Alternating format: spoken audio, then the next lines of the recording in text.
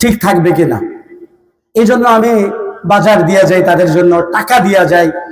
বড় কেউ মুরব্বী থাকলে বলি যে একটু দেখেন, আমি তো একটু সফরে যাচ্ছি, একটু দেখেন তাদেরকে, হজে যাচ্ছি, তাও আমরা বলে যাই যে এই টাকা পয়সা দিয়ে তোমরা বাজার আদি করবা, এই সব খেয়াল রাখার জন্য দিয়ে যাই। কারণ ভয় আছে আমি চলে গেলে না জানি তাদের কি হয় না। এবং আমারও সফরে একটা ভয় আছে, দীর্ঘ সফর, কি হবে রাস্তাঘাটে, পরিবারও দোয়া দেয়, সবকিছু আল্লাহ রসুলও দোয়া শিক্ষা দিয়েছেন, যখন বিদায় নেয় এই দোয়া করে দিই না। এখন আমার সফরের রাস্তা কতটুকু? কবরে 40,000 বছর, হাসরে 50,000 বছর, পুলসে রাতে 15,000 বছরও আছে, 30,000 বছরও আছে। এই যে লম্বা এক সফর, ও ভাই 50,000 বছরের কথা কোরআনে পাকের মধ্যে আছে। এই যে এত লম্বা একটা সফর, আমি রাস্তা চিনি না, অন্ধকার, কেউ সাথী নাই, কোনো সহযোগী নাই, রাস্তা দেখানোর মতো কেউ নাই, রাস্তা জিজ্ঞেস করার মতো কেউ। ও ভাই কথা বুঝতেছেন আমার? এত কঠিন একটা সফর, লম্বা সফর, সাথে টাকা পয়সা রাখবার কেউ নাই, এমন একটা কঠিন সফরে আমি যাচ্ছি এবং আমার পরিবার থেকে চিরকালের জন্য আমি বিদায় নিচ্ছি। ভয়ের বিষয় কিনা?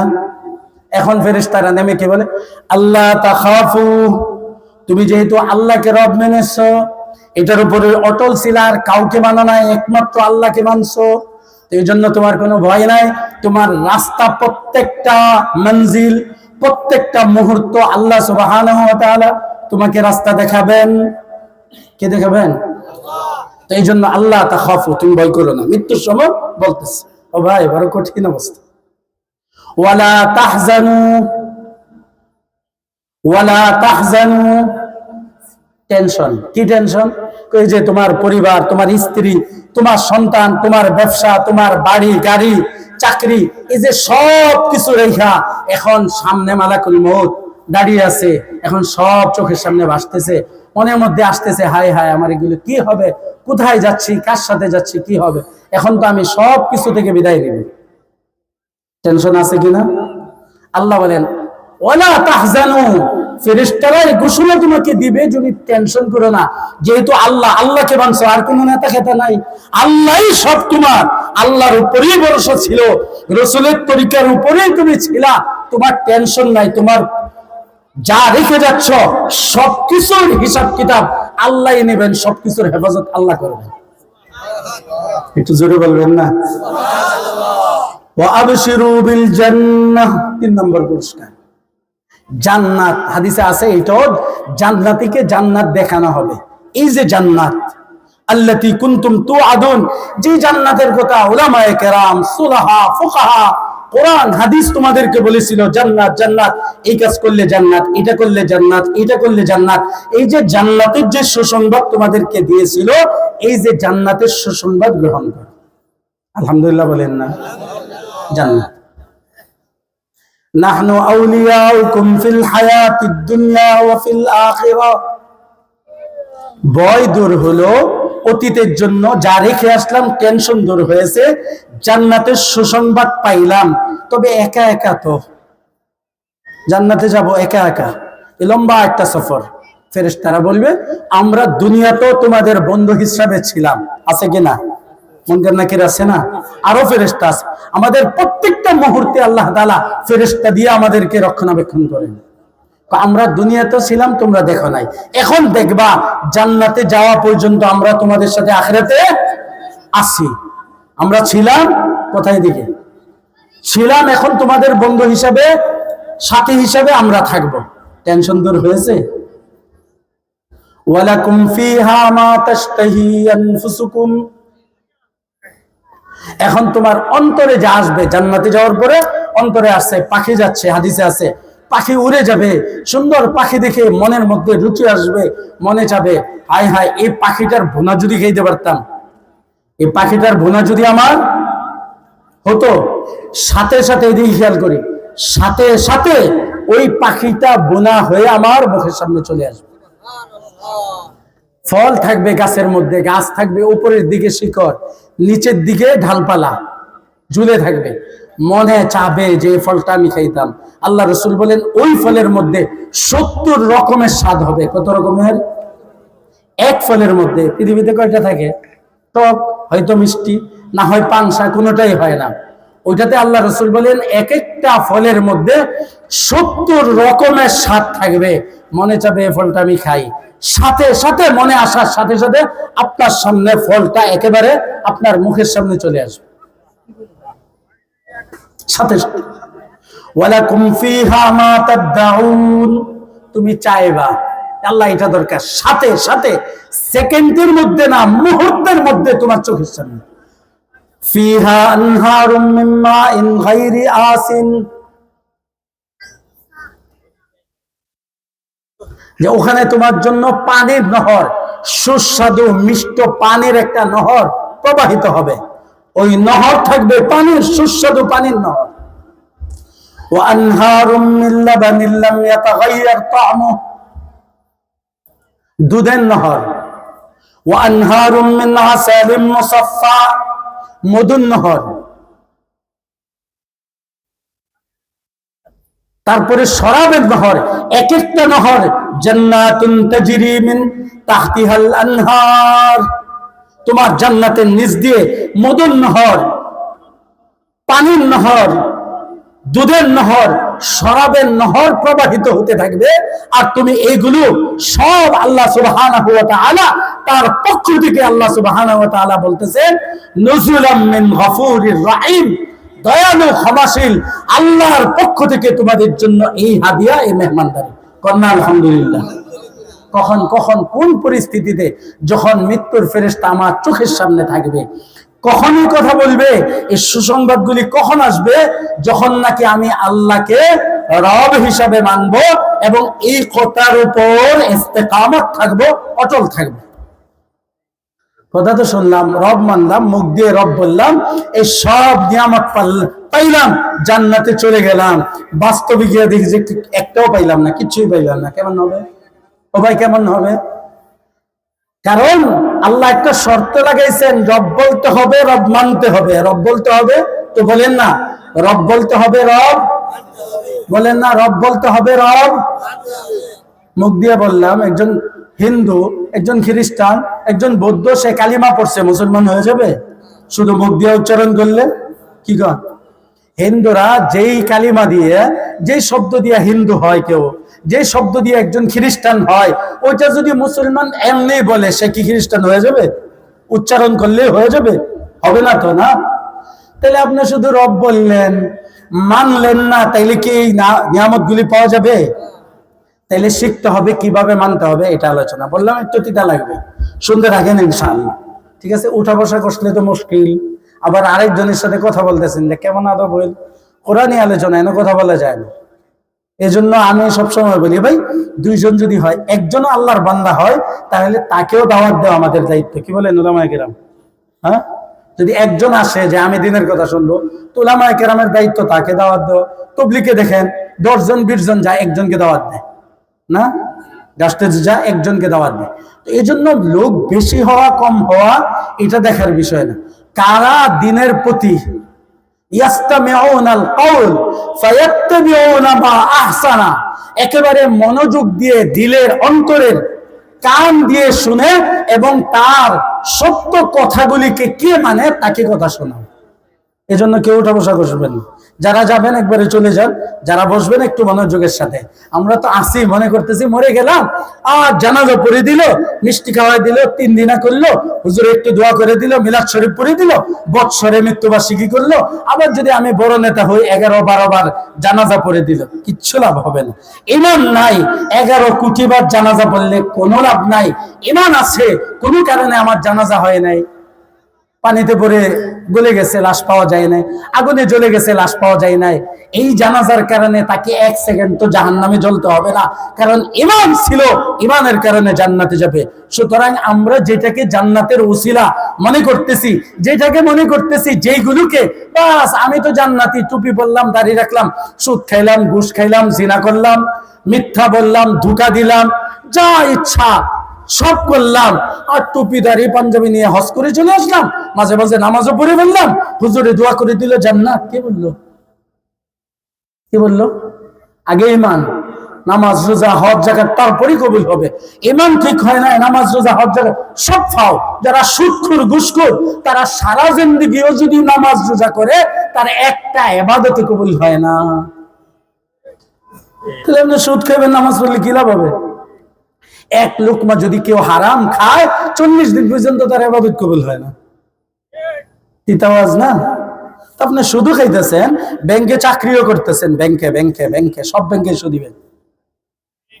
আপনি কিস্তিতে টাকা আনতেছেন, টাকা দিতেছেন, সুদ খাইতেছেন, ঘুষ খাইতেছেন, আবার মসজিদেও যাইতেছেন, সরকারি চাকরি ঘুষ দিয়ে নিছেন 20 লাখ। আমি তো আপনারা জানেন, যারা জানেন কি কারা নির্যাতিত লেখে।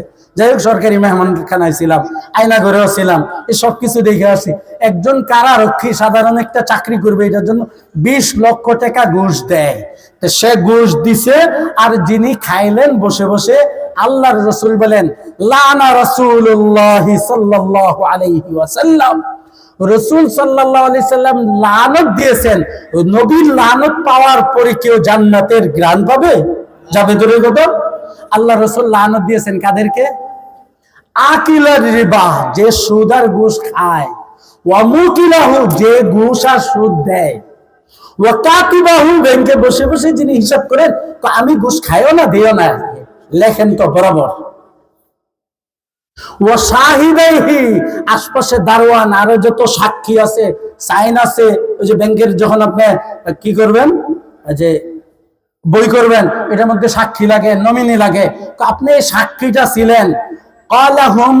আল্লাহ রাসূল বলেন আমার বদদুয়া, আমার এই লানত এই 4 প্রকার ব্যক্তির জন্য বরাবর, যে লেখে, যে খায়, যে দেয় এবং যারা নাকি এটার সাথে সম্পৃক্ত, সকলেই আমার লানত প্রাপ্ত। আল্লাহ বলেন ফাদানু বিহারবিন মিনাল্লাহি ওয়া রাসূলি, যারা সুদ ঘুষ খাও, আমি আল্লাহ এবং আমার নবীর পক্ষ থেকে তোমার বিরুদ্ধে আমার যুদ্ধ। আল্লাহর যুদ্ধ অস্ত্র নিয়ে সরাসরি হয় না।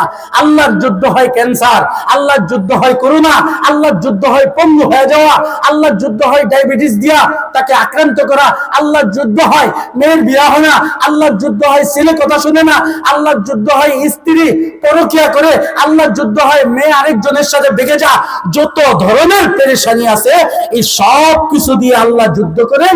তারপরে মৃত্যুর সময় আল্লাহ তাকে বেঈমান বানিয়ে, কাফের বানিয়ে, চিরস্থায়ী জাহান্নামী বানিয়ে জাহান্নামে নিয়ে যান। সহজ না? খাইলেন আর দিলেন। সরকারি চাকরি, হুজুর আমরা তোর ঘুষ মানে বাধ্য চাকরি নেওয়ার জন্য। কে বলছে? ভিক্ষা করেন যদি আপনার ক্ষমতা না থাকে জায়েজ, আর যদি আপনার ক্ষমতা থাকে, কাজ করতে পারেন, আপনি কোনো হালাল চাকরি করতে পারেন, ব্যবসা করতে পারেন, তাহলে ভিক্ষা করা জায়েজ নাই। যদি আপনি পঙ্গু হন, পারেন না কিছু করতে, তো ভিক্ষা করা জায়েজ, আপনি ভিক্ষা করে খান। কে বলছে 20 লক্ষ 30 লক্ষ টাকা দিয়ে আপনাকে চাকরি নিতে হবে? উকিলের চাকরি, এই চাকরি, সেই চাকরি, কে বলছে? 40 বছর আর এই 60 বছরের জিন্দগি তুমি সুদ আর ঘুষ ছাড়া চলতে পারো না। তুমি 40,000 বছর কবরে যে ডান্ডা মারতে মারতে, বাবা মা শক্তি, তোমার বাহিনী, তোমার বাদশাহী, তোমার দল, তোমার এইটা সেটা কেউ থাকবে না, তখন তোমার জিন্দগি কিভাবে চলবে কবরে? 50,000 বছর উলঙ্গ অবস্থায় তোমার পাছা দিয়ে শিকল ঢুকানো হবে, মুখ দিয়ে বের করা হবে, উলঙ্গ করে উল্টা করে তোমার মাথার মধ্যে পাথর দিয়ে আঘাত করা হবে, মাথার মগজ সূর্যের আলোতে গলতে থাকবে, ওই রোদের মধ্যে তুমি ঘাম, পুজ আর রক্তের মধ্যে হাবুডুবু খাইবা। তখন তোমার কিভাবে জিন্দেগি চলবে? তোমার এই 60 বছরের জিন্দেগি সুদ আর ঘুষ ছাড়া চলে না।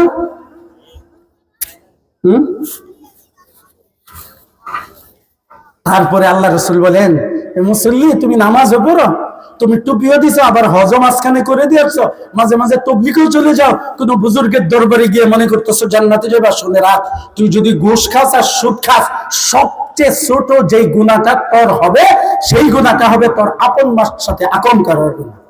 আপন মা যিনি আমাকে জন্ম দিয়েছেন, তার সাথে যদি কোনো কোনো বদমাশ জিনা করে, ব্যভিচার করে, দর্শন করে, যেই গুনাহ সুদ আর ঘুষের সবচেয়ে ছোট গুনাহ হলো এটা। একটা ঘর বাকি নাই সুদ আর ঘুষ থেকে, একটা ঘর বাকি নাই হারাম থেকে, কিস্তি থেকে। মুসলমান আবার জান্নাতের আশা করে, মুসলমান আবার চিন্তা করে আমি জান্নাতে চলেই যাব। কি ভাই, এই আলোচনা দরকার নাই? খালি মজা মজা দাও, মজার আলোচনা প্রথমেই দিছি, পাইবা যদি আল্লাহকে মানো আর সব বাধ্য এই দল সেই দল গণতন্ত্র সমাজতন্ত্র এই নেতা সেই নেতা এই সবগুলি হলো কালিমার তরজমা লা ইলাহা আমার আল্লাহ ছাড়া আমার কোনো নেতা নাই আমার রাসূল ছাড়া আমার কোনো নেতা নেত্রী নাই আর ইসলাম ছাড়া আমার কোনো দল নাই কোরআন সুন্নাহ ছাড়া আমার কোনো বিধান নাই আমার কোনো আইন নাই আমার কোনো ক্ষমতা নাই আমার কিচ্ছু নাই আমার একমাত্র বিধান হলো কোরআন আর সুন্নাহ মুসলমান কাকে বলে মুসলমানের পরিচয় কে দিবে খালি মজার মজার ওয়াজ শোনা যাওগা আর মুসলমান জাহান্নামে যাইতে থাকো হক কথা বললো না আল্লাহ বলছেন যারা আমাকে রব বলবে রব মানবে সুদ খাবে না ঘুষ খাবে না মিথ্যা বলবে না ধোঁকা দিবে না জিনা করবে না বেপরদা করবে না গণতন্ত্র করবে না সমাজতন্ত্র করবে না রাজতন্ত্র করবে না কোরআন সুন্নাহ রাসূলের তরিকা ছাড়া কোনো তরিকায় চলবে না যারা এমন পাক্কা হবে তারা রবকে রব বলে রবকে রব মেনেছে একটা আয়াত আল্লাহ সুবহানাহু ওয়া তাআলা বলেন ইত্তাখাযু আহবারহুম ওয়া রুহবানাহুম আরবাবাম মিন দুনিল্লাহ আল্লাহ বলেন ইহুদি খ্রিস্টানরা রাসূল বলেন আমার উম্মত ইহুদি খ্রিস্টানদের অনুকরণ এমন ভাবে করবে এমন ভাবে ইহুদি খ্রিস্টানরা যদি কোনো সাপের গর্ত গিয়ে থাকে আমার উম্মত যাবে যদি মার সাথে জিনা করে থাকে আমার উম্মত করবে করছে উম্মত করতেছে মার সাথে জিনা হচ্ছে বোনের সাথে হচ্ছে এমন অনুকরণ করবে আরেকটা অনুকরণ কি করবে আল্লাহ বলেন ইহুদি খ্রিস্টানরা তাদের নেতাদেরকে তাদের ইমামদেরকে তাদের পণ্ডিতদেরকে তারা রব হিসাবে গ্রহণ করেছে রব মেনে নিয়েছে রব মানল ইহুদি খ্রিস্টানরা তাদের নেতাদেরকে রব মানে না তো মানে না কিভাবে মানে না শুনেন আদি ইবনে হাতেম রাদিয়াল্লাহু তাআলা আনহু আপনারা সবাই কিন্তু হাতেম তার নাম জানেন বইয়ের মধ্যে আগে তার এই ঘটনা ছিল সে মুসলমান ছিল না কাফির ছিল অনেক বড় দাতা ছিল দান খয়রাত করতো এই জন্য তার নাম সকলে খেয়াল রাখে তবে জান্নাত পাবে না একদিনের জন্য না এক সেকেন্ডের জন্য না ঈমান ছাড়া মুসলমান ছাড়া কেউ এক সেকেন্ডের জন্য জান্নাতে যাবে না কারণ আল্লাহ সুবহানাহু ওয়া তাআলা সূরা আলে ইমরানের 19 নম্বর আয়াতের মধ্যে বলে দিয়েছেন ইন্নাদ দীনা ইনদাল্লাহিল ইসলাম আল্লাহর কাছে মনোনীত গ্রহণযোগ্য একমাত্র ধর্ম ইসলাম এর বাইরে যত ধর্ম আছে সব দিলে যারা অন্য কোনো ধর্ম মানবে সে কোনোদিন জান্নাত পাবে না অন্য কোনো ধর্ম আমার কাছে গ্রহণযোগ্য না ওমাই ইয়াবতাগি গায়রাল ইসলামি দীনা ফালান ইউকবালা মিনহু যারা নাকি ইসলাম ছাড়া অন্য কিছু মিলায়া চিলায়া মেল ঝুল করে কিছু গণতন্ত্র কিছু সমাজতন্ত্র কিছু হিন্দু ধর্ম কিছু খ্রিস্টান ধর্ম কিছু মুসলিম ধর্ম মিলায়া মানবে আল্লাহ বলেন কিছুতেই সেটা গ্রহণ করা হবে না একমাত্র ইসলামে মানতে হবে কথা বুঝতেছেন হ্যাঁ শুধু একমাত্র ইসলামেই মানতে হবে অন্য কোন ধর্ম চলবে না এই জন্য বললাম হাতেম তাই সেও জান্নাত পাবে না সে মুসলমান ছিল না তার ছেলে মুসলমান হয়েছে সাহাবী হয়েছে সে মুসলমান হওয়ার আগে আল্লাহ রাসূলের দরবারে গেছেন কোথায় গেছেন কথা বুঝতেছেন আল্লাহ রাসূলের দরবারে গেছে যাওয়ার পরে তার গলার মধ্যে ক্রস ঝুলানো ছিল কি ছিল ক্রস দেখছেন এখন নাকি মুসলমানরা শুনছি আর কি পুরা তাহকিক নাই যে আমরা একটা টাই ঝুলাই না এটা হলো খ্রিস্টানদের একটা নিদর্শন এরা ক্রস ঝুলাই তো এটাকে একটা সিস্টেমে বানাইছে কাপড় দিয়া টাই মুসলমানও পরে সে দেখা যে ঈসা আলাইহিস সালামকে খ্রিস্টানরা দাবি করে ইহুদিরা দাবি করে যে হত্যা করেছে তা আমিও এটা সাক্ষী দিলাম এইটা হযরত ঈসা আলাইহিস সালামকে হত্যার চিহ্ন নাউজুবিল্লাহ বলেন না রাসূলের পোশাক তোমার ভালো লাগে না মুসলমান দুলাগালা পোশাক নিষ্পেশাক পোশাক তোমার ভালো লাগে না ইহুদি খ্রিস্টানদের পোশাক এত মজা মান তাশাব্বাহা বিকাউমিন ফাহুয়া মিনহুম আল্লাহর রাসূল বলেন যার পোশাক যার আচার আচরণ যার কালচার তুমি গ্রহণ করেছো তুমি আমার না তুমি তাদের তুমি আমার না তুমি কাদের তুমি কেন মুসলমান দাবি করো আবার এদের সাথেই থাকো এদেরটা যেহেতু এত ভালো লাগে এদের পোস্তা ভালো লাগে এদের সিঁদুর ভালো লাগে এদের বৈশাখী মেলা ভালো লাগে বিয়ার মধ্যে এদের গায়ে হলুদ ভালো লাগে বিয়ার মধ্যে গান বাদ্য এদেরটা ভালো লাগে সব খালি এদেরটা ভালো লাগে আর দাবি করে আমি উম্মতে মুহাম্মদী আমি মুহাম্মদের উম্মত মুহাম্মদ বলেন সোহকান সোহকান দুনিয়া তো আমার থেকে তারা দূরে যা হাসরের ময়দানে আমার কাছে আসবা আর দাবি করবা মুসলমান আমি বলবো সর আমার সামনের থেকে তোরা মান না। কি ভাই পিছনে কথা বলতেছেন কেন? যাদের কথা বলা দরকার চলে যান একটু দূরে। তো হযরতে আদী ইবনে হাতেমের কথা বলছিলাম, গলার মধ্যে কি ছিল? বুঝার বিষয়, উলামায়ে কেরামেরও বুঝার বিষয়, সকলের বুঝার বিষয়। এই আলোচনা হয়তো সবসময় করা যায় না, আলহামদুলিল্লাহ আমরা করছি। এই আলোচনা করার কারণে জেলে যাইতে হয়েছে, আবার গুম হইতে হয়েছে, আবার আয়না ঘরে থাকতে হয়েছে, সবকিছু আলহামদুলিল্লাহ পার হয়ে চলে আসছে। বাকিটা হলো আল্লাহর জন্য জীবনটা উৎসর্গ করে দেওয়া, শাহাদাতের আশায়, বাস এজন্য হক কথা বলা যায়। আর এটা হলো আমাদের পূর্বপুরুষ থেকে নবী আলাইহিস সালাতু ওয়াস সালাম জেল খেটেছেন, সে আবি তালেবে, ইমাম আবু হানিফা জেল খেটেছেন, ইবনে তাইমিয়া 16 বছর জেল খেটেছে, 17 বছর জেল খেটেছেন, আহমদ ইবনে হাম্বল 18 বছর জেল খেটেছেন, হযরতে ইবনুল কাইয়্যুম 16 বছর জেল খেটেছেন, হুসাইন আহমদ মাদানী মালটার জেল খেটেছেন, হযরত মাহমুদুল্লাহ হাসান দেওবন্দি জেল খেটেছেন। এগুলো কোনো বিষয় না, ইসলামের জন্য এগুলো হতেই থাকবে, হবে, কত ক্রস হবে, কত কিছু হবে, তারপরে ইসলাম ছাড়া যাবে না, আল্লাহকে ছাড়া যাবে না, নবীকে ছাড়া যাবে না, এগুলো কোনো বিষয় না। এখন শুনেন, তাইলে কষ্টর আলোচনাও কঠিনটা শোনা যাবে, বলা যাবে। এখন শুনেন, ক্রস ছিল এখানে, আল্লাহ রাসূল বলছেন আদী, ও ভাই খেয়াল করেন, আদী তোমার মূর্তিটা ফেলে আসো। আজব কথা, বুঝেন নাই? আরে ভাই ছিল ক্রস, এদিকে মূর্তি ছিল, তাহলে আল্লাহ রাসূল মূর্তি বললেন কেন? খেয়াল করার বিষয়। হুজুর জিন্দেগিতে ওয়াজ শুনি নাই, কেন শুনবেন না? তো কোরআনের তাফসীরের মধ্যে আছে, হাদিসের মধ্যে আছে। তোমার এই যে ক্রোশের চিহ্ন, তোমার আল্লাহ রাসূল এটা ক্রোশ বলেন নাই, বলছেন মূর্তিটা ফেলে আমার সামনে আসো, মূর্তি নিয়ে আমার সামনে আইসো না। যদিও কাফের, আমি তো নবী, আমি তো মুসলমান, মূর্তি ফেলে আসো। মূর্তি কেন বললেন? কেন কেন কেন এটাকে মূর্তি বললেন? এই জন্য মূর্তি বলেছেন, আল্লাহ ছাড়া যার ইবাদত করা হয়, যদি এটা মৃত্যু হয় এটা মৃত্যু মানে মূর্তি, আর যদি এটা জীবিত হয় আল্লাহ ছাড়া যার ইবাদত করা হয় সেটা হয় তাগুত। কথা বুঝছেন? হ্যাঁ, আল্লাহ বলছেন মূর্তিও বর্জন করতে হবে, তাগুতও বর্জন করতে হবে, তখন গিয়ে তুমি মুসলমান হতে পারবা, না হয়তো মুসলমান হতে পারবা না। তাইলে এরা এটার ইবাদত করতো, কি করতো? করে, এখনো করে, পুরুষকে সম্মান করে, পুরুষের সামনে মাথা নত করে, পুরুষের ইবাদত করে তারা। এই জন্য আল্লাহ রাসূল বলেন যে যেটার ইবাদত করা হয় এটাই মূর্তি, তোমরা এটার ইবাদত করো, আল্লাহ ছাড়া আর কোনো ইবাদতের উপযুক্ত কেউ নাই, কোনো মাবুদ নাই, কোনো ইলাহ নাই। এটাই তো আমাদের কালিমা, লা ইলাহা ইল্লাল্লাহ, আল্লাহ ছাড়া আর কোনো মাবুদ নাই। সুতরাং তোমার এই মূর্তিটাকে ফেলে আসো, কারণ এটার ইবাদত তোমরা করো। ঠিক মুসলমান মুসলমান মুসলমান উম্মতে মুহাম্মদী স্পষ্ট করে বলতেছি, আজকে যখন বাংলাদেশের পতাকা নামানো হয়, এটার সামনে নীরবতা পালন করা হয়। আল্লাহ ছাড়া কারো সামনে নীরবতা পালন করা যায় না, নবীর সামনেও না। যখন এটার সামনে নীরবতা পালন করা হয়, শহীদ মিনারে গিয়ে নীরবতা পালন করা হয়, সেটাকে পূজা দেওয়া হয়, সেখানে গিয়ে আপনার জুতা ছাড়া উঠতে হয়, সেখানে ফুল দেওয়া হয়, স্মৃতি সুদে গিয়ে সেখানে মাথা নত করতে হয়, তারপরে নীরবতা পালন করতে হয়। বুঝতে হবে এগুলো মূর্তি, আর এগুলোর সামনে গিয়ে নীরবতা পালন করা, সম্মান করা, এগুলোর সামনে পূজা করা, এটাও পূজা। সুতরাং সেখানে গিয়ে এগুলো করলেও ঈমান থাকে না।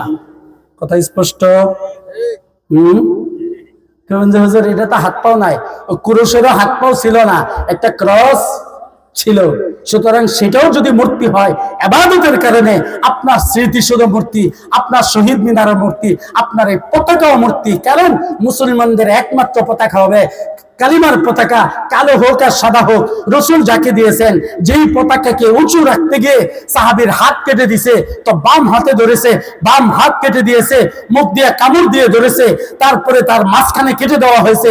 হযরতে জাফর ইবনে আবি তালেব আল্লাহ রাসূলের সাহাবী, আল্লাহ রাসূলের চাচাতো ভাই, মুতার যুদ্ধের মধ্যে কেটে ফেলা হয়েছে, তারপরেও কালিমার পতাকা ছাড়েন নাই, এটাকেই উঁচু রেখেছেন। তারপরে যিনি ছিলেন আমির, সেনাপতি, তিনি গিয়ে কানে কানে বলছেন, আল্লাহ রাসূলের সাহাবী আপনি তো শহীদ। শুনেন, কারণ শহীদ যা জীবিত, যারা আল্লাহর জন্য ইসলামের জন্য শহীদ হয় তারাই শহীদ। দেশের জন্য, ক্ষমতার জন্য, দলের জন্য আর জমির জন্য যারা মরে তারা শহীদ হয় না। শহীদ ইজা কোরআনের শব্দ, যারা ইসলামের জন্য শহীদ হয় তারাই হয় শহীদ। খেলাফতের জন্য যারা শহীদ হয়, যারা ইসলামী রাষ্ট্র ইসলামী রাষ্ট্রের জন্য শহীদ হয় তারা শহীদ। তো গিয়ে বলছে আল্লাহ রসুলের সাহাবী, আমি তোমার পরের সেনাপতি, তোমার পতাকা আমি হাতে নিব, তুমি ছেড়ে দাও। তারপরে ছেড়েছে। আল্লাহ রসুল বলেন আল্লাহ তাআলা আমার সেই জাফরকে 2টা ডানা 2টা পাখা জান্নাতে দিয়েছে, সে জান্নাতের মধ্যে ওই 2 পাখা দিয়ে ঘুরতেছে। তো মুসলমানদের পতাকা একটা, তোমার এত পতাকা কে? একটা লাল সবুজ, একটা কালো সবুজ, একটা ক্রস, একটার মধ্যে এইটা, একটার মধ্যে এইটা।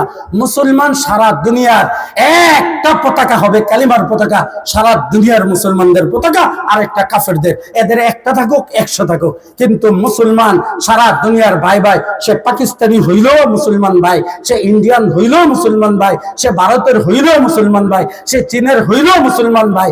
আর আমার ভাই যদি হয় সে মুসলমান না হয়, লাইসা মিন আহলিল, নবীর ছেলে হযরত নূহের ছেলে। আল্লাহ বলেন নবী আপনার ছেলে সে না, আপনার বংশের না, যেহেতু তার ঈমান নাই তার সাথে আপনার কোনো সম্পর্ক নাই।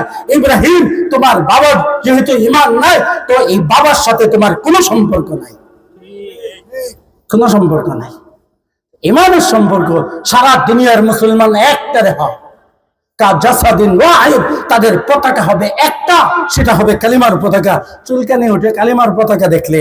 আর 1000 পতাকা কুফরির আলামত, টুকরা টুকরা করে কাফেররা বানাইছে। তুমি জাতীয়তাবাদ, আল্লাহ রাসূল বলেন জাতীয়তাবাদ এটা কুফরি। মুসলিম জাতীয়তাবাদ একটা জাতীয়তাবাদ, সারা দুনিয়ার মুসলিম একটা জাতি আর সারা দুনিয়ার কাফেররা আরেকটা জাতি। সুতরাং বাঙালি জাতি, পাকিস্তান জাতি, আল্লাহ রাসূল বলে এগুলো কুফরি, এগুলো কোনো জাতীয়তাবাদ না। মুসলমান তোমার বন্ধু, মুসলমান না তোমার শত্রু, স্পষ্ট শব্দ। কথা বুঝতেছেন? ঈমানের অংশ, ঈমানের অংশ না হয় মুসলমান হওয়া যাবে না। খালি কালিমা পড়লেন আর যা ইচ্ছা তাই করলেন আর মরলেন আর জান্নাতে চলে গেলেন। কে বলছে এমন মিথ্যা কথা? তাইলে এই সবগুলি মূর্তি বর্জন করতে হবে একমাত্র আল্লাহর সামনে। আরেকদল যাবে খাজা বাবা, গাজা বাবা, ল্যাংটা বাবা, জট্টা বাবা, মাজার, ওখানে গিয়া সিজদা, ওখানে গিয়া মান্নত। আল্লাহ ছাড়া কারো নামে মান্নত করা যায়? মান্নত তো ইবাদত। আল্লাহ ছাড়া কাউকে সিজদা করা যায়? তো মাজারে যে যান। আল্লাহ ছাড়া কারো কাছে সন্তান চাওয়া যায়? ইয়াহাবু লিমান ইয়াশাউ ইনাসা ওয়া ইয়াহাবু লিমান ইয়াশাউ যুকুর আও ইউযাওয়িজুহুম যুকরানা ওয়া ইনাসা ওয়া ইয়াজআলু মান ইয়াশাউ আকিমা। আল্লাহ বলেন আমি একা, যাকে ইচ্ছা ছেলে দান করি, যাকে ইচ্ছা মেয়ে দান করি, যাকে ইচ্ছা ছেলে মেয়ে উভয়টা দান করি, আর যাকে ইচ্ছা মৃত্যু পর্যন্ত আমি তাকে বন্ধা রাখি। পৃথিবীর কোন ডাক্তার তাকে সন্তান দিতে পারে না। সুতরাং চাইবা আমার কাছে, আর কোথাও চাইলে কাজ হবে না। তোমাদের জাতির পিতা, একমাত্র জাতির পিতা ইব্রাহিম কার কাছে চেয়েছিলেন? বুড়া অবস্থায় 120 বছর, স্ত্রীর বয়স 80 বছর, বুড়া হওয়া বাকি। কিন্তু আল্লাহ যে পারেন, বলছেন আল্লাহ আপনি তো পারেন, রব্বি হাবলি মিন লাদুনকা যুররিয়াতান তাইয়্যিবা। আল্লাহ একটা নেককার সন্তান, একটা নেককার বংশ তো দান করেন। কার কাছে চেয়েছেন? না ওনার বাবার কাছে চাইছেন? না অন্য কোন নবীর কাছে চাইছেন? না কোনো পীরের কাছে চাইছেন? কোন বুজুর্গের কাছে চাইছেন? কার কাছে চাইছেন? আল্লাহ বলেন ক্ষমতা তো আমার, আমি জোয়ানকেও দিতে পারি, বৃদ্ধকেও দিতে পারি, আমি বাবা মা ছাড়াও সন্তান দিতে পারি, যেমন আদম হাওয়া। আমি বাবা ছাড়া শুধু মার থেকেও সন্তান দিতে পারি, ঈসা। আমার সব ক্ষমতা আছে, যা ইচ্ছা আমি করতে পারি। সুতরাং আমার কাছে চাইছো ইব্রাহিম, যেহেতু তুমি বৃদ্ধ অবস্থায় আমার কাছে চেয়েছো, আমার যেহেতু ক্ষমতা আছে, নাও তুমি আমার কাছে চাওয়ার কারণে আমি তোমাকে দিলাম। কেমন দিলাম? তুমি নবী, তোমার সন্তান ইসমাইল নবী, তুমি আবার পবিত্র বংশ চাইছে। আমরা তো চাই আল্লাহ একটা সন্তান নেন, চোর হবে না ডাকাত হবে না বুশ হবে না মোদি হবে, এটা আমরা বলি না। চাইতে হবে নেককার সন্তান। কি চাইতে হবে? ইব্রাহিম নেককার সন্তান চাইছেন। আল্লাহ বলেন নেককার লও, আমার কাছে চাইছো তো চলো তোমাকে দিলাম ইসমাইলের মতো নবী সন্তান, তার বংশের মধ্যে সাইয়্যিদুল আম্বিয়া, ইমামুল আম্বিয়া, মুহাম্মদ আরবির মতো আরেক নবী তার বংশে। তোমাকে আরেক সন্তান দিলাম বৃদ্ধ অবস্থায়, হযরত ইসহাক নবী, তার ঘরে সন্তান দিলাম ইয়াকুব নবী, তার ঘরে সন্তান দিলাম ইউসুফ নবী, তার ঘরে সন্তান দিলাম হাজার হাজার বনি ইসরাইলের নবী তার বংশ। কন্যা আলহামদুলিল্লাহ। কার কাছে যাওয়ার কারণে চাইতে হবে? কার কাছে? আপনি যে বাবার কাছে যান, তাইলে কার কার কাছে আমরা চাইতেছি? তাইলে বুঝতে হবে মূর্তি বাদ দিতে হবে। 2 নম্বরে আল্লাহ রাসূল বলছেন, খেয়াল আছে তো, হযরত আদী ইবনে হাতেম কার দরবারে গেছেন? তো জোরে বলেন না, কার দরবারে গেছেন? আল্লাহ রসুলের দরবারে। কার দরবারে? কার দরবারে গেছেন? যাওয়ার পরে আল্লাহ রসুল বললেন, ক্রুশটা, মূর্তিটা ফেলে আসো। তাইলে সে এটা ফেলে আসছে, অর্থাৎ সে পতাকাও ফেলে আসছে। সে স্মৃতিসৌধ, শহীদ মিনার, বাবা, গাজা বাবা, খাজা বাবা, মূর্তি, মাজার সব সাফ করে এখন আসছে। আসার পরে আল্লাহ রসুল বললেন, ইত্তাখাযু আহবারহুম ওয়া রুহবানাহুম আরবাবাম মিন দুনিল্লাহ। আল্লাহ সুবহানাহু ওয়া তাআলা বলেন, ইহুদি খ্রিস্টানরা তাদের নেতাদেরকে, এটা ধর্মীয় নেতা হোক আর দলীয় নেতা হোক আর রাজনৈতিক নেতা হোক, তাদের নেতাদেরকে তারা রব বানায় নিছে। কি বানাইছে? সবাই খেয়াল করার জিনিস, বড় কঠিন কথা, বড় আজীব কথা। একটা তো গেলেও বুঝলেন, এই কত মারাত্মক কথা বলে ফেললাম, কিন্তু মানা আপনাদের কাজ, শোনানো আমার কাজ। আমার দায়িত্ব আমি পালন করে দিয়েছি আলহামদুলিল্লাহ, সাহসিকতার সাথে, আল্লাহর উপর ভরসা রেখে। কারণ যেটা বললে কি হয়, রাষ্ট্রদ্রোহী হয়, সে আরো কত কিছু দ্রোহী না, সংবিধান দ্রোহী হয়। কিন্তু উম্মতকে যেহেতু শোনাইতে হবে, আমার যা কিছু হোক হবে, কিন্তু আল্লাহর পক্ষ থেকে আলেমের দায়িত্ব হিসাবে আমাকে এটা বলতে হয়েছে, আমি বলে ফেললাম। একটা দ্বিতীয়টা বলে দিচ্ছি, দায়িত্ব আপনাদের, আমি আমার দায়িত্ব পালন করতেছি, মানা না মানা আপনাদের দায়িত্ব। দ্বিতীয় কথা কি ছিল রসুলের? রসুল আয়াত পড়েছেন, ইহুদি খ্রিস্টানরা তাদের নেতাদেরকে রব বানিয়েছে। এখন আদি ইবনে হাতেম খ্রিস্টান ছিলেন, তিনি তখনও মুসলমান হন নাই। হাতেম তার ছেলে আদি বললেন, আল্লাহ রসুল আমি তো খ্রিস্টান।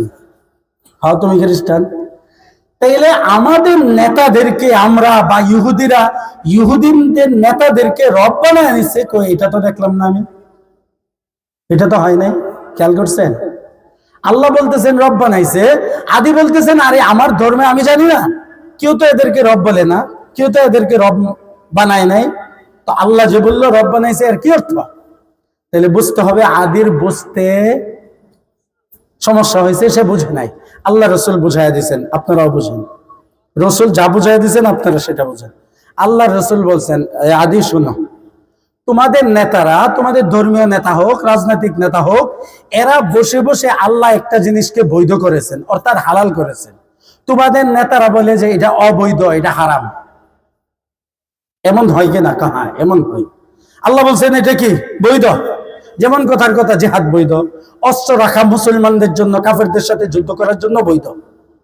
কিন্তু এই গণতান্ত্রিক সমাজতান্ত্রিক এই বিধানের মধ্যে কি, যে না শুধু বাহিনীর কাছে, সরকারের কাছে অস্ত্র থাকবে, আর কেউ অস্ত্র রাখতে পারবে না। একটা উদাহরণ বুঝতেছেন? সরকারি বাহিনী ছাড়া কেউ ট্রেনিং করতে পারবে না। আল্লাহ বলছেন, আল্লাহ রসুল বলছেন, আল্লাহ বলছেন কাফেরদের সাথে তোমাদেরকে যুদ্ধ করার জন্য, তোমাদের ইসলাম, তোমাদের মা বোন, তোমাদের মসজিদে আকসা, তোমাদের বাইতুল্লাহ, তোমাদের মসজিদে নবী, তোমাদের স্ত্রী, তোমাদের ইসলামী রাষ্ট্র, এগুলোকে নিরাপদ রাখার জন্য যুদ্ধ করতে হবে। এই যুদ্ধের জন্য সর্বদা তোমাদেরকে ট্রেনিং করে প্রস্তুত থাকতে হবে। কোরআনের আয়াত। এরা বলে যে না, আমাদের বাহিনী, আমরা যাদেরকে লিস্টি করব, আমরা যাদেরকে বেতন দিব, যাদেরকে আমরা চাকরি দিব, এরাই ট্রেনিং করবে। অন্য কেউ যদি ট্রেনিং করে অস্ত্র রাখে, এরা জঙ্গি। কথা বুঝছেন? বড় কঠিন কথা আমি বলে ফেলছি, এই জন্য আপনাদের কাছে সহজ মনে হইতেছে। এটা সহজ না। এই আলোচনা করতে গিয়ে জেলে যাইতে হয়েছে, এই আলোচনাগুলি করতে গিয়ে গুম করে আর আয়না করে যাইতে হয়েছে, এই আলোচনাগুলি করতে গিয়ে কোনো মাহফিলের মধ্যে হামলা হয়েছে। মুসলমান যদি বুঝে, আল্লাহ যদি বুঝদান করে, তাইলে আল্লাহ এটাকে বৈধ করেছেন, হালাল করেছেন, জায়েজ করেছেন। তোমাদের নেতারা বসে বসে আইন পাশ করে এটা অবৈধ, এটা না জায়েজ, এটা করা যাবে না, এটা করে নাকি না? এটা করে। এক নাম্বার। দুই নাম্বার, আল্লাহ বলেছেন অবৈধ, হারাম, না জায়েজ, এরা আইন পাশ করে এটা বৈধ, এটা হালাল, এটা জায়েজ। কেমনে করে? খেয়াল করবেন ও ভাই, এদিক সেদিক তাকায়েন না। বড় কঠিন কথা, বড় কষ্টের ওয়াজ, ইমানের ওয়াজ। তাহলে এরা বৈধ করে দেয়, আল্লাহ অবৈধ করেছেন। অবৈধ মানে হারাম, আর বৈধ মানে আরবি শব্দ হালাল। তাহলে আল্লাহ করেছেন এটা অবৈধ, হারাম, আর তোমাদের নেতারা, এটা ধর্মীয় নেতা হোক, ইমাম হোক, আর তোমাদের হুজুর হোক, আর তোমাদের এই দলীয় নেতা হোক, রাজনৈতিক নেতা হোক, যেই হোক, অবৈধ করেছে। এমন আছে কিনা? আছে। যেমন উদাহরণ দেখেন, জিনা হালাল না হারাম? কিছুদিনের জন্য, কয়েক বছরের জন্য না কিয়ামত পর্যন্ত? মদ হালাল না হারাম? এক দুই দিনের জন্য না কিয়ামত পর্যন্ত? বলেন না, কিয়ামত পর্যন্ত। হারাম না? তাইলে যখন বসে বসে সংসদে বসে, পার্লামেন্টে বসে, শুধু বাংলাদেশ না সারা দুনিয়াতে তারা কি করে, কেউ মদের লাইসেন্সের জন্য আমি আমেরিকা থেকে, রাশিয়ার মদ অনেক উন্নত, আমি রাশিয়া থেকে, ভারত থেকে মদ আনবো, আমাকে বৈধতা দেন, হালাল করে দেন, জায়েজ করে দেন, অর্থাৎ আমাকে লাইসেন্স দেন। এরা লাইসেন্স দেয়। ব্যবসাখানা বাংলাদেশে আছে কি আছে না? বলেন না। এদের সাথে জিনা করা হালাল না হারাম? আল্লাহ কিয়ামত পর্যন্ত হারাম করেছে। এরা গিয়া ব্যবসাখানা খুলে আছে জায়গা জায়গায়, হালাল করে দেয়, অর্থাৎ বৈধতা দিয়ে দেয়, লাইসেন্স দাও। এখানে গিয়ে কেউ জিনা করলে তার কোনো গুনাহ নাই, তার কোনো অন্যায় নাই। এই ব্যবসা যদি করে, কোনো অন্যায় নাই লাইসেন্স থাকার কারণ। আমার মাদ্রাসার সামনে আছে, বার আছে, আমাদের বার, এক বিল্ডিং এ ছাত্ররা গিয়ে একবার ভাঙছিল। যেহেতু সরকারি লাইসেন্স আছে, বৈধতা আছে, এই জন্য আর্মিরাও কিছু বলতে পারে নাই, চলতেছে। তো আদিকে বললেন, আদি শোন শোন শোন, তোদের নেতারা বসে বসে আল্লাহ হারাম করেছে, এরা এটাকে বৈধতা দেয়, লাইসেন্স দেয়, হালাল করে দেয়, এটা করে। হ্যাঁ এটা করে। এটা কি জনগণ মাইনা নেয়? ইহুদি খ্রিস্টানরা? হ্যাঁ এটা মানে। এইটাই তো রব মানা। রব মানা বুঝছেন? ও ভাই বুঝেন না আমার কথা? আরে আল্লাহ হারাম করেছে, না হালাল করে? আল্লাহ বৈধ করেছে, এরা অবৈধ করে। আল্লাহ হারাম করেছে, এরা এটাকে হালাল করে বৈধতা দেয়, আর এটা জনগণ মাইনা নেয়। আল্লাহ রসুল বলেন এইটাই রব্বানা। সুতরাং যারা বসে বসে মদের লাইসেন্স দেয়, আর যারা আনো, যারা ওখানে বসে বসে আল্লাহর বিরুদ্ধে আইন করে, ইসলামের বিরুদ্ধে আইন করে, শরীয়তের বিরুদ্ধে আইন করে, আল্লাহর বৈধতাকে অবৈধ করে, আল্লাহর অবৈধকে বৈধতা দেয়, এরা হলো রব। আর যারা মানতেছ তারা হলো ওই রবের বান্দা। সুতরাং ওই যে আল্লাহ বলছেন আল্লাহকে রব বলো, তোমরা মসজিদে গিয়ে বলো আল্লাহ রব, আর আইন দিয়ে মানা সমাজতন্ত্র, রাজতন্ত্র আর গণতন্ত্রের। কে বলেছে তোমরা মুসলমান? মুখ দিয়ে মিথ্যা কথা বলেছো, মিথ্যুক তোমরা, কাজ্জাব। তোমরা মুখ দিয়ে বলতেছো আল্লাহ রব, আর আল্লাহর আইন বাদ দিয়ে তোমরা মানুষের আইন মানতেছো আর বলতেছো তুমি মুসলমান। কে বলেছে? রব বলতে হবে, রব মানতে হবে। তুমি রব বলেছো আল্লাহকে, আর রব মানতেছো মানুষকে, মাজারকে, খাজা বাবা, গাজা বাবা, জট্টা বাবাকে, আর মূর্তিকে, আর সে শহীদ মিনার আর পতাকাকে। ঠিক কি ঠিক না? কথা বুঝে আসতেছে? বুঝা রাখেন, বড় কঠিন কথা। ইমান ঠিক রাখতে হবে, না হয় ওই টুপি আর দাড়ি আর পাঞ্জাবি নিয়ে জানাজা পড়ে দিল আর আমি জান্নাতে চলে গেলাম। না না না, সমস্ত নবীরা এই ইমানের দাওয়াত দিয়েছে, নামাজের দাওয়াত না, রোজার দাওয়াত না। ইমানদার আপনাকে নামাজ রোজা করতেই হবে, ওইটার জন্য পিটাই করতে হবে, কিন্তু দাওয়াত কিসের হবে? ইমানের দাওয়াত হবে। কিয়ামত পর্যন্ত দাওয়াত চলবে কিসে? ইমানের দাওয়াত। আগে ইমান ঠিক করো, তোমার এই কুফর আর শিরক এগুলো বাদ দাও। তুমি যখন আল্লাহ ছাড়া আর কাউকে রব বানাইলা, শিরক করলা আল্লাহর সাথে রব আরেকজনকে, তোমার নেতাকে, তোমার ইমামকে, তোমার হুজুরকে, হ্যাঁ তুমি তোমার নেত্রীকে তুমি রব বানাইছো। যেমন ফেরাউনকে তার অনুসারীরা বানাইছিল, ঠিক তোমরাও তোমাদের নেতাদেরকে রব বানায় নিছ। ঠিক কিনা বলেন? কথা বুঝে আসতেছে? হ্যাঁ, এখন আইন মানবো কার? এবাদত তো আল্লাহর করি। আল্লাহর দেশের আইন মানা ফরজ, রাষ্ট্রীয় সংবিধান মানা ফরজ। রফিকুল ইসলাম মাদানী বলছিল, পিচ্ছি হুজুরকে চিনেন তো না? উনি কি বলছিলেন? উনি বলছেন যে সংবিধান কোরআন সুন্নাহর বিরুদ্ধে, ইসলামের বিরুদ্ধে, এই সংবিধানকে আমি কি করি? মানি না। তো তোমার এই ধরনের কথা বলছে। এ বেচারা কি কত উলঙ্গ করেছে, পিটাইছে, বেহায়া মহিলার সাথে ছবি উঠাইছে, কত শাস্তি দিচ্ছে ভাবছে। আমাদেরকে গুম করে নিয়ে হাত পাও বাঁধা, চোখ বান্ধা, বাস 24 ঘন্টা থাকো এনে। হক কথা বলা যাবে না, এত সহজ না ওয়াজ। আমরা চুক্তি করে আসিও না যে আমাকে 20,000, 30,000, 50,000 টাকা দিবে। আমগরে যদি কেউ 1 টাকাও না দেয়, দাওয়াত দেয় হুজুর হক কথা বলবে, ইনশাল্লাহ আসবো। কারো কাছে ভাড়া নাই, হুজুর ভাড়া দিতে পারবো না। তো আমার তৌফিক যতক্ষণ আছে এতক্ষণ আমরা কি করব? নবীদের, ইত্তাবিউ মা লা ইয়াসআলুকুম আজরা। আল্লাহ কোরআনে বলছেন যারা তোমাদের কাছে প্রতিদান চায় না তাদেরকে তোমরা কি করো? দাওয়াত দাও, তাদের অনুসরণ করো। লা আসআলুকুম আলাইহি আজরা, নবীরা বলতেন তোমাদের কাছে কোনো প্রতিদান চাই না, প্রতিদান তো আল্লাহ দিবেন। সুতরাং এরপরে কেউ যদি ভাড়া দেয়, আবার হাদিয়াও দেয়, খাবারও খাওয়া, মুরগি খাওয়া, মাছ খাওয়া, এরপরে আমরা হক কথা বলবো না, তা আমার মতো দাজ্জাল আর কি হবে? কে হবে? নবীদেরকে পিটাইতো, পাথর মারতো, হত্যা করতো, আর নবীরা গিয়ে দাওয়াত দিছেন। আর তোমাকে দাওয়াত দে, হাদিয়া দে, তোফা দে, খাওয়া, এরপরে তুমি হক দ্বারা বলবে না উম্মতের কাছে। তো এই উম্মত তোমাকে, এই বক্তাকে জাহান্নামে লাইতে ফেলাইবে আসরের ময়দানে। সত্যি রে, টাকা দিছি, পয়সা দিছি, খাওয়াইছি। আচ্ছা,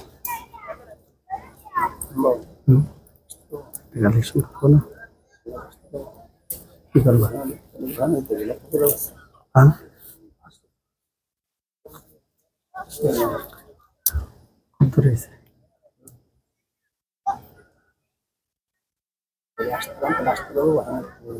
হুজুর কি বলছে? 11টা পর্যন্ত কালেকশন দিনের জন্য ভাই, ওই বেচারাও কষ্ট করে আসতেছে, আরেক জায়গায় মাহফিল ছিল, তো দূরে হয়ে যাওয়ার কারণে ইনশাল্লাহ চলতে থাকুক যতক্ষণ চলে। যদি বেশি ইয়া হয় না, তো 10:30 এখনো বাজে নাই, 11টা পর্যন্ত তো চলতে পারে নাকি? যদি এর আগে হুজুরে আসে 2-4 মিনিট কইরা যদি হুজুরে দোয়া করে দেয়, বরকতটা তো পাইলাম। আর এদেরকে দেখাই তো এই গুণবীরে উল্টা কইরা, বুঝছেন, উল্টা কইরা ঝুলাই রেখে তারপরে পিঠাইছে।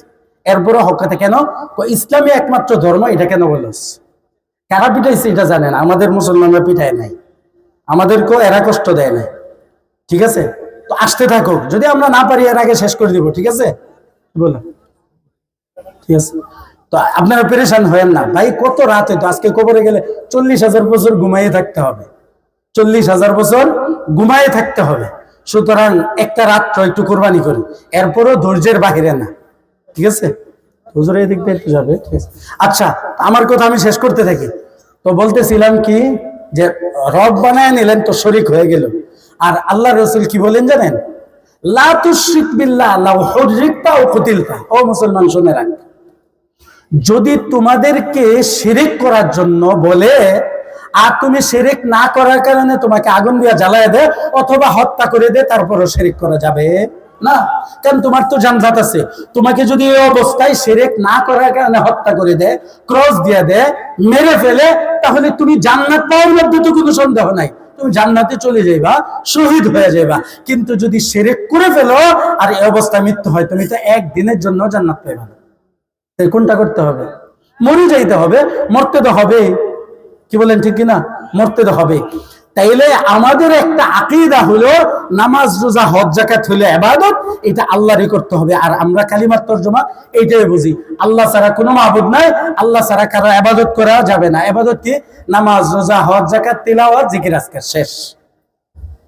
আর আমার রাষ্ট্রীয় আইন, সামাজিক আইন, কালচার, আমার পারিবারিক কালচার, আইন, এগুলো হলো সরকারের মানতে হবে, দেশেরটা মানতে হবে, আমার সংবিধানেরটা মানতে হবে। বুঝেন কথা? তাহলে ইবাদত তো আল্লাহর সমস্ত হুকুম মানা, করণীয়টা করা, বর্জনীয়টা বর্জন করা। তাহলে আমরা মনে করি শুধু মসজিদে গিয়ে আল্লাহর ইবাদত করব, বাহিরে গিয়া সামাজিকতা, রাষ্ট্রনীতি সব চলবে হলো গণতন্ত্র, সমাজতন্ত্র, আর মানুষ যা তৈরি করে দিবে। বরং আল্লাহ বলতেছেন কি, ইনিল হুকমু ইল্লা লিল্লাহ, বিধান চলবে একমাত্র কার? আল্লাহ। আরে কোরআনের আয়াত, আমি বানায় বলতেছি না, একটা কথা, ইনিল হুকমু ইল্লা লিল্লাহ, বিধান আর আইন চলবে একমাত্র কার? আলা লাহুল খালকু ওয়াল আমর, যার সৃষ্টি তার বিধান চলবে, যার সৃষ্টি। আলা লাহুল খালকু ওয়াল আমর, তারই সৃষ্টি, তারই বিধান চলবে। কার দাবি এটা? তাহলে আমরা যে বলি সরকারের আইন চলবে, সরকারের বিধান চলবে, সরকারের আইন যদি আল্লাহর বিধানের পক্ষে হয় তো 100 চলবে, যদি বিরোধী হয় তো একটাও চলবে না। তাহলে আমার ঈমানই থাকবে না। আল্লাহ বলতেছেন তার সৃষ্টি, তারই বিধান চলবে, যার সৃষ্টি তার বিধান চলবে। তো কার সৃষ্টি আমরা? সরকারের, বাবা মার, আমার নেতার, আমার পীর সাহেবের, কার? আল্লাহ বলেন যার সৃষ্টি বিধান তো তার, ইবাদত তার, বিধানও তার। আল্লাহ ছাড়া যেমন কারো বিধান, কারো ইবাদত চলবে না, আল্লাহ ছাড়া কারো বিধানও চলবে না। যদি চলে, যদি চলে, আল্লাহ বলেন শুনে রাখো, যদি চলে, ওয়ামাল্লাম ইয়াহকুম বিমা আনজালাল্লাহ ফাউলাইকা হুমুল কাফিরুন।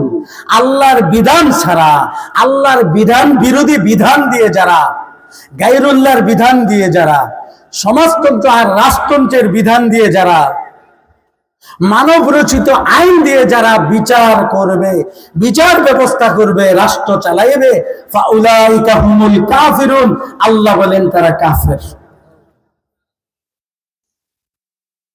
ওয়ামান লাম ইয়াহকুম বিমা আনজালাল্লাহ ফাউলাইকা হুমুজ জালিমুন। আল্লাহর বিধান ছাড়া গায়রুল্লাহর বিধান দিয়ে, অন্যের বিধান দিয়ে যারা রাষ্ট্র চালাবে, বিচার করবে, আল্লাহ বলেন তারা জালেম। ওয়ামান লাম ইয়াহকুম বিমা আনজালাল্লাহ ফাউলাইকা হুমুল ফাসিকুন। আল্লাহর বিধান ছাড়া যারা বিচার ব্যবস্থা করবে, রাষ্ট্র চালাবে, সমাজ চালাবে, তারা ফাসিক। তাহলে আল্লাহর বিধান ছাড়া অন্য বিধান, আল্লাহর বিধানের বাহিরে, ইসলাম আর কোরআন আর সুন্নাহর বাহিরে যারা আইন মানবে আর আইন তৈরি করবে, আল্লাহ বলেন কাফের, জালেম, ফাসিক। এই কাফেরের জন্য কি জান্নাত? এই ফাসিক আর জালেমের জন্য কি জান্নাত? তাহলে ভাই ঈমান কোথায়? তাইলে ইবাদত আল্লাহর করতে হবে, বিধানও কার মানতে হবে? আল্লাহর বিধানে কি শহীদ মিনার আছে? আল্লাহর বিধানের মধ্যে কি স্মৃতিসৌধ আছে? আল্লাহর বিধানে কি কালিমার পতাকা ছাড়া কোনো পতাকা আছে? আল্লাহর বিধানের মধ্যে কি আপনার শিখা চিরন্তন আছে, যে আগুন একটা জ্বালায় পরে পূজা করে আছে? আল্লাহর বিধানের মধ্যে কি মাজার পূজা আছে? আল্লাহর বিধানের মধ্যে কি মুসলমানদের জন্য মন্দির উদ্বোধন করা, মন্দিরে যাওয়া, শুভেচ্ছা জানানো আছে? আল্লাহর বিধানের মধ্যে কি বাবাকে সিজদা করা আছে, রুকু করা আছে, নীরবতা পালন করা আছে, কবরে ফুল দেওয়া আছে, কবরের মধ্যে লাইটিং করা আছে, কবর পাকা করা আছে? আল্লাহ রসুল বলেছেন যারা নাকি তাদের নবীদের কবরগুলিকে বা ওলিদের কবরগুলিকে পাকা করে, তাদের উপর আল্লাহ তাআলা লানত করবে। তুমি পীরের মাজারকে পাক্কা করে, নিষেধ শরীয়তের মধ্যে যে কবরের মধ্যে পাকা ইট লাগানো নিষেধ। যে ইটকে, যে ইটাকে আগুন স্পর্শ করেছে, অর্থাৎ আমরা বিল্ডিং বানাই, এটা লাগানো নিষেধ, কাঁচা ইট লাগাইতে হবে। আর তুমি এখানে টাইলস করে, ফ্যান লাগিয়ে সবকিছু, কবরের আগুন দেখা যায় না। নারুল্লাহিল মুকদা আল্লাতী তাতলিউ আলাল আফইদা, আগুন লাগার সাথে সাথে তার কলিজার মধ্যে আগুন ধরে যায়, দেখা যায় না। তুমি উপরে ফ্যান আর এসি লাগাইলে কি হবে? কবরের মধ্যে যদি জাহান্নামের আগুন থাকে, আর যদি কবরের রাস্তাটা জান্নাতের সাথে হয়ে যায়, তো আল্লাহ বলেন আফরিশু মিনাল জান্নাহ ওয়া আলবিসু মিনাল জান্নাহ। আরে আমার এই নেককার মুসলমান বান্দাকে জান্নাতের পোশাক পরা, আমার এই বান্দাকে জান্নাতের বিছানায় না বিছায়া দাও।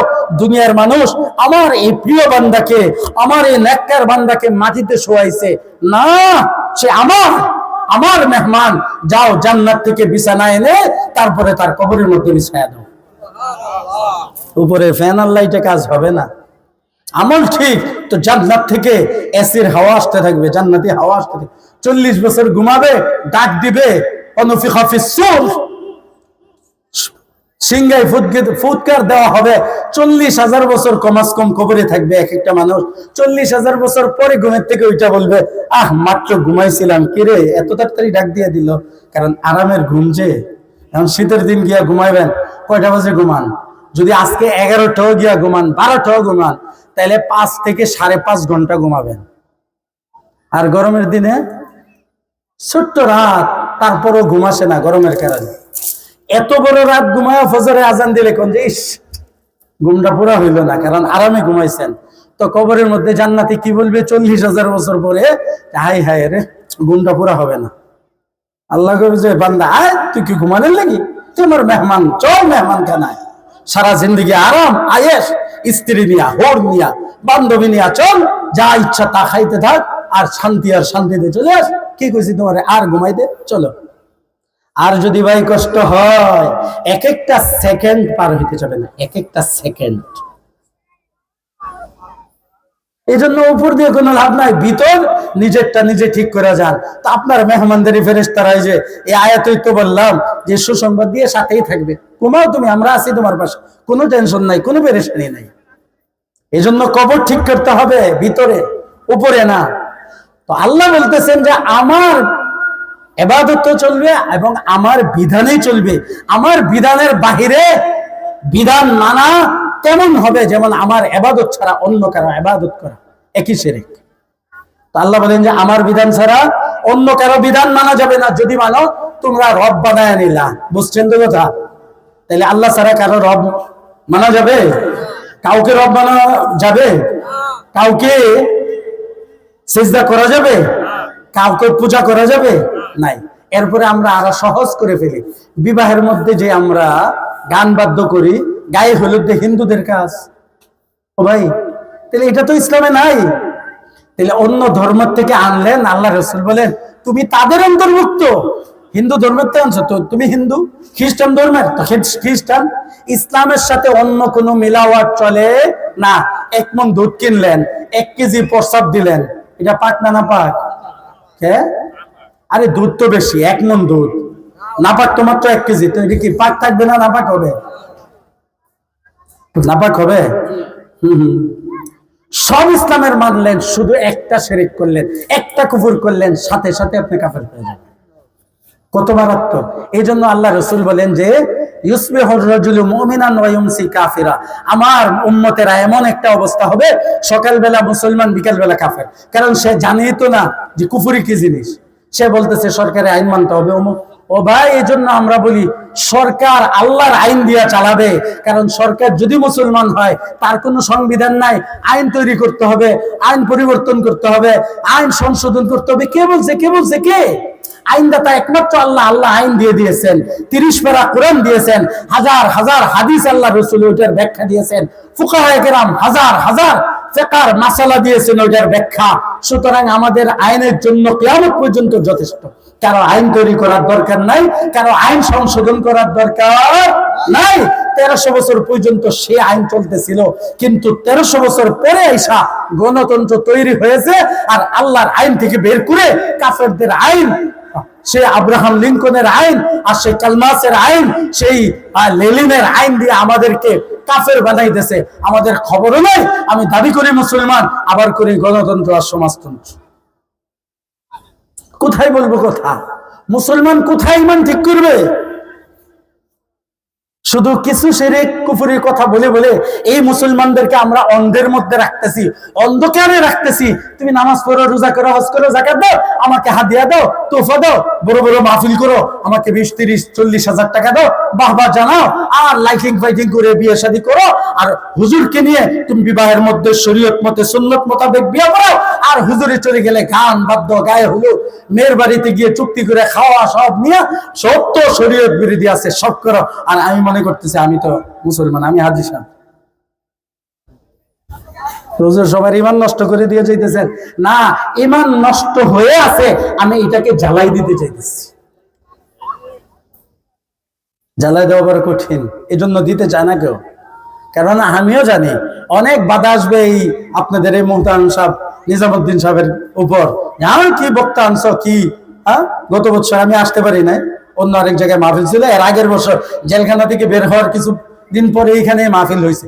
আলোচনা শুরু করতে না করতে আমি কোরআনের আলোচনাই করতেছি, ওই যে রাজনীতি শুরু করছে, এটি করা যাবে না, স্টেজে বৈশা। ইন্না লিল্লাহি ওয়া ইন্না ইলাইহি রাজিউন।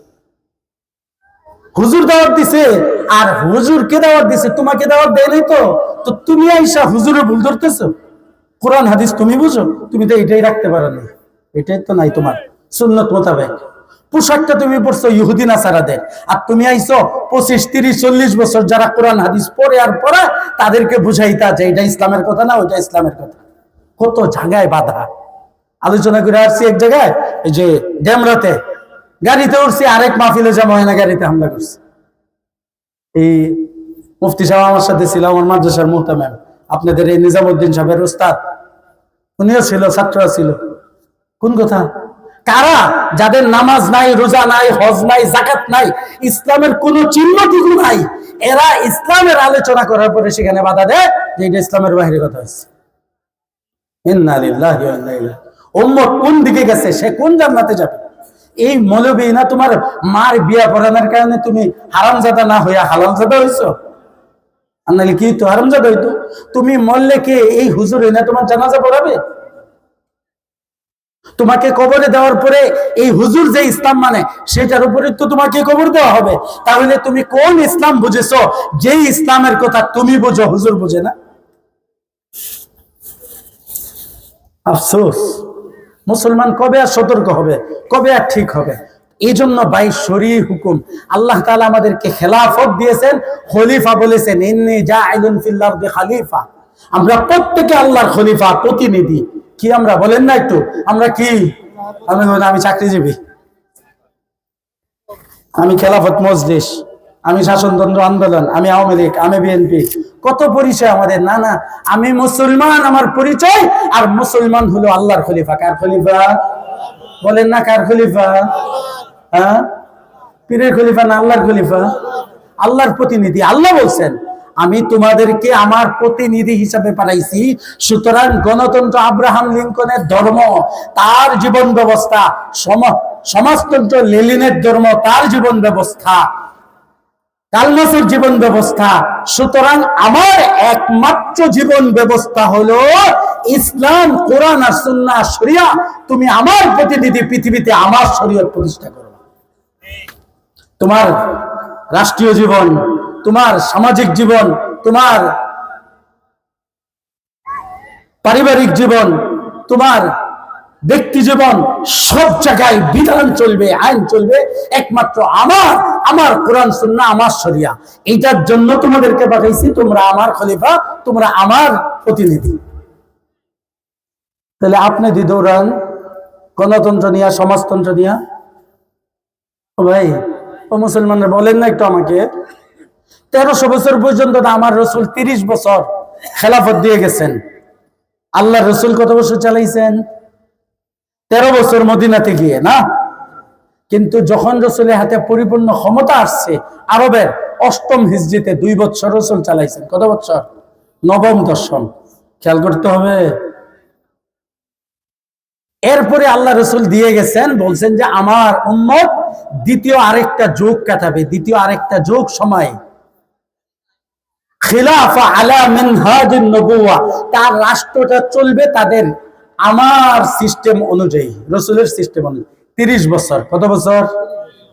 হযরতে সিদ্দিক আকবর রাদিয়াল্লাহু তাআলা 2 বছর 3 মাস 10 দিন। বুঝতেছেন? দ্বিতীয় খলিফা হযরতে ওমর ইবনে খাত্তাব 10 বছরের মতো। তারপরে তৃতীয় খলিফা হযরতে ওসমান 12 বছরের মতো। তারপরে চতুর্থ খলিফা এবং তার সন্তান হযরতে হাসান রাদিয়াল্লাহু তাআলা। চতুর্থ খলিফা হযরতে আলী, তার সন্তান হাসান, দুইজনে মিলে 6 বছর। কত বছর হইল? সাহাবীদের জামানা 10 আর 3 2 বছর হযরতে আবু বকর, বাঙ্গাটা বাদ দেন। তারপরে ওমর কয় বছর? 10 বছর, 12 বছর। হযরতে উসমান রাদিয়াল্লাহু তাআলা 12 বছর, 24 বছর। হযরতে আলী আর হযরতে হাসান 6 বছর, 30 বছর। আল্লাহ রাসূল বলেন আমার পরে আমার সাহাবীদের খেলাফত চলবে 30 বছর। চলছে খিলাফা আলা মিনহাজিন নবুওয়া। নবীর যুগ গেছে, সাহাবীদের যুগ গেছে। কয়টা যুগ গেল? 5টা যুগ যাবে। আমরা কিন্তু আরেকটা যুগ বাকি আছে। খেয়াল করার বিষয়, এটা নিয়ে অনেক গবেষণা করতেছি। আমাকে এটির উপর বিশেষ করে এই যে খেলাফত যে আসবে, ইমাম মাহদি আসবে, ঈসা আলাইহিস সালাম আসবে, আপনাদেরকে শোনাইতে গেলে কমাস কম আমার 3 ঘন্টা দরকার। সেদিকে যাব না, শুধু একটু টাচ দিয়ে যায়, একটু মজা লাগায় যায়, যাতে ভবিষ্যতে আপনারা এইগুলো নিয়ে শুনেন, বুঝেন। তাহলে 30 বছর দ্বিতীয় যুগ শেষ। আবু দাউদ শরীফের হাদিস। তৃতীয় যুগ আল্লাহ রাসূল বলেন মুলকান আদন, जिसकी लाठी उसकी बेस्ट। क्या सर? जोर जार मुल्लुक तार, जोर जार আছে কি না? হ্যাঁ, রাজা বাদশাদের যুগ। উমাইয়া খেলাফত চলছে প্রায় 100 বছর। তারপরে 500 বছরের মতো চলছে আপনার আব্বাসী খেলাফত, তারপরে উসমানী খেলাফত। এটা অনেকে চেনেন, ওই যে আত্মগুল দেখেন এখন নেটের মধ্যে সমানে আসে মারামারি। তো এইটাও 500 বছরের মতো চলছে। তাইলে দ্বিতীয় যুগ ছিল এইগুলো, উমাইয়া খেলাফত, আব্বাসী খেলাফত, উসমানী খেলাফত। ও মুসলমান, তোমাদের বুঝার বিষয় এগুলো, কাফেররা বুঝবে না, তারা শুধু তোমাদেরকে কচুকাটা করবে, ওই সময়টা আসতেছে। তোমাদেরকে বুঝতে হবে, সেই অনুযায়ী প্রস্তুত থাকতে হবে। আর চলতেছে, বুঝলেন না, নিরাপদ হয়ে গেছে, বড় কঠিন অবস্থা সামনে আসতেছে। আমার কথা না, আমার রাসূলের কথা। তো তৃতীয় যুগ গেছে, মুলকান আযম জিসকি লাঠি উসকি ভেস, জোর যার মুল্লুক তার মুলুকিয়াত, রাজা বাদশাদের জামানা। ওসমানী খেলাফত পর্যন্ত শেষ। আল্লাহ রাসূল বলেন চতুর্থ যুগ চলবে আমার উম্মতের মুলকান জবরিয়াতান, জুলুম, অত্যাচার, অনাচার, জিনা, ব্যভিচার, দুর্নীতি, চুরি, ডাকাতি, বদমাইশি, দুনিয়ার যত নোংরামি আছে সব চলবে আমার উম্মতের মধ্যে। আপনাদেরকে একটা প্রশ্ন করবো, খেয়াল করে শুনবেন। আপনারা অনেকে ইতিহাস শুনছেন, ওয়াজে শুনছেন, কেউ পড়ছেন এদিক সেদিকের থেকে। একেবারে আদম আলাইহিস সালামের কাছে যান তো, একটু সবাই যান, ওখান থেকে একটু হাইটা আসেন হযরত ঈসা আলাইহিস সালাম পর্যন্ত, বরঞ্চ আরো আগে আসেন, উসমানী খেলাফত পর্যন্ত আসেন। এমন কোন অন্যায় কাজ অতীতে শুনেন না আপনারা, যেটা এখন হচ্ছে না। আপনারা জানেন জাহেলি যুগে মানুষ হত্যা করত, শুনছেন কিনা? হ্যাঁ, এই যুগে আইসা হত্যা করে না, শুধু হত্যা করে আগুন দিয়া জ্বালায় দেয়, আছে কিনা? আগে বড়দেরকে হত্যা করতো, এই যুগে আইসা শিশুদেরকে হত্যা করে, আছে কিনা? আগে যত শুনবেন, এই যে দুনিয়ার বয়স হয়েছে আপনার এই 7000 বছরের মতো। কত বছর? 7000 বছর দুনিয়াতে মানুষ আসছে। এই 7000 বছরের মধ্যে খুঁজা দেখবেন জিনা হয়েছে, দর্শন হয় নাই কোথাও। আর এখন দর্শন না মানে একাধিক, এক দলে গিয়ে একটা মেয়েকে দর্শন করে, ওই দর্শনের মধ্যে আবার আগুন লাগিয়ে পেট্রোল ঢেলে জ্বালিয়ে দিয়ে অতীতে পাইবেন না। এই জুলুম এই জামানা আছে, আছে কি আছে না? তো প্রশ্ন হলো, অতীতে এমন কোন অন্যায় কাজ পাবেন না যেটা এই যুগে নাই, বরঞ্চ এটা অতিরঞ্জিত হয়ে আরো বেশি করে করতেছে। ঠিক কি ঠিক না? বুঝেন না আমার কথা? অতীতে আপনি দর্শনের কোন ইতিহাস পাইবেন না। দর্শন করছে, এরপরে এটাকে পেট্রোল ঢাইলা জ্বালায় দিতে হবে, এই বুদ্ধি অতীতে ছিল না। হত্যা ছিল, হত্যার পরে ওই লাশকে টুকরা টুকরা করে কেটে তারপরে এইটা পেট্রোল দিয়ে আরো কি মেডিসিন দিয়ে জ্বালায় দিছে, অতীতে নাই এমন ইতিহাস।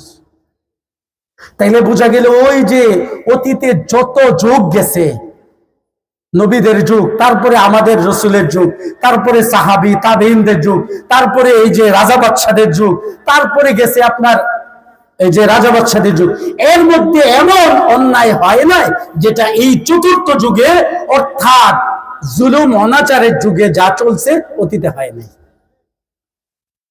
অতীতে পাবেন। বড় কঠিন অবস্থাতে আমরা আছি।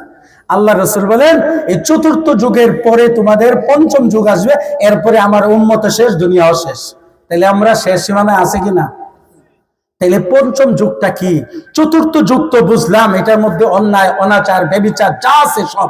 এখন আমার মনে হয় না যে ইবলিস শয়তানের এই যোগ্যতা আছে নতুন কোন অনাচার, কোন অন্যায় সে তৈরি করবে। আমার মনে হয় যে হেড ডিসপেন্সারিতে যত মেডিসিন আছেন সবকিছু দিয়া যত আকাম কুকাম আছে সে সব তৈরি করে উম্মতকে দিয়ে দিচ্ছে।